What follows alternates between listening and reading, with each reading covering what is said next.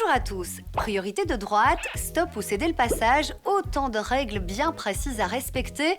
Petit rappel avec nos spécialistes.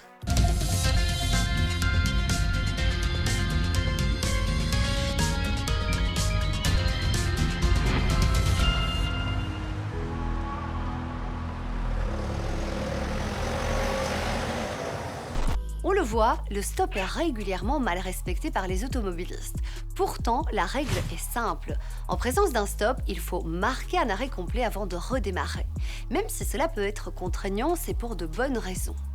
Olivier, comment choisit-on entre mettre un céder le passage ou un stop près d'un carrefour? Alors c'est une question de sécurité, c'est pas pour ennuyer les conducteurs et leur faire marquer un arrêt juste pour le plaisir. Non, c'est qu'on estime que dans un carrefour précis, à cause par exemple des conditions de visibilité, il faut vraiment marquer un arrêt pour que le conducteur examine toute la situation, gauche, droite, avant de s'insérer dans le carrefour.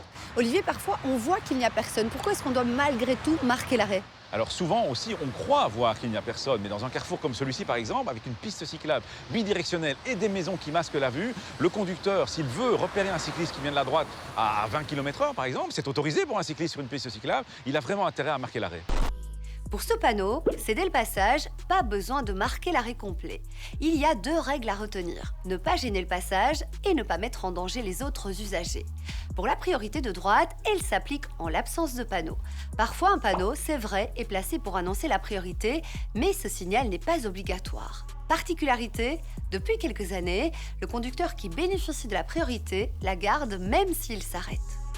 Olivier, c'est quand même compliqué la priorité de droite en Belgique, non? Alors en changeant la règle il y a quelques années, ça a pu paraître compliqué pour les gens, mais en fait non, on a simplifié les choses. Quand vous arrivez à un carrefour à priorité de droite, ce qui vient à votre droite est prioritaire dans tous les cas, qu'il ait marqué l'arrêt ou pas.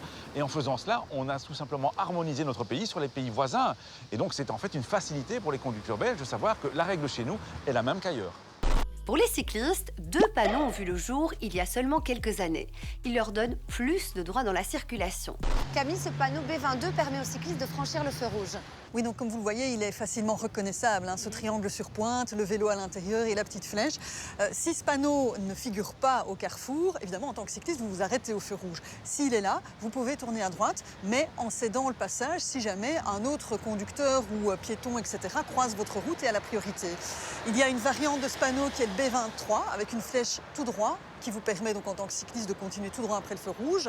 On place évidemment ce type de panneau aux endroits où il n'y a pas de risque de conflit avec des automobilistes qui par exemple viendraient de la droite et croiseraient le chemin du cycliste. Pourquoi ce type de panneau a été placé? C'est pour permettre aux cyclistes de gagner du temps dans leur déplacement quotidien et ainsi favoriser le transfert modal vers le vélo. Malgré ces règles bien précises, 20% des cyclistes wallons déclarent qu'il leur arrive parfois de passer au rouge. L'occasion de vous rappeler que c'est interdit. Dans le code de la route, il y a beaucoup de règles qui ne sont pas toujours bien appliquées. Pour le stop, c'est simple, il faut toujours marquer l'arrêt. Pour ce panneau, céder le passage, pas besoin de marquer l'arrêt complet, mais par contre, veillez à ne pas gêner le passage et ne pas mettre en danger les autres usagers. Pour la priorité de droite, attention, elle s'applique même s'il n'y a pas de panneau. Particularité, le conducteur qui bénéficie de la priorité la garde même s'il s'arrête. Pour les cyclistes, certains panneaux vous autorisent à franchir les feux lumineux, mais seulement à certaines conditions, sans quoi ce sera l'amende. Si vous avez des questions, contactez-nous sur les réseaux sociaux. À la semaine prochaine et d'ici là, bonne route!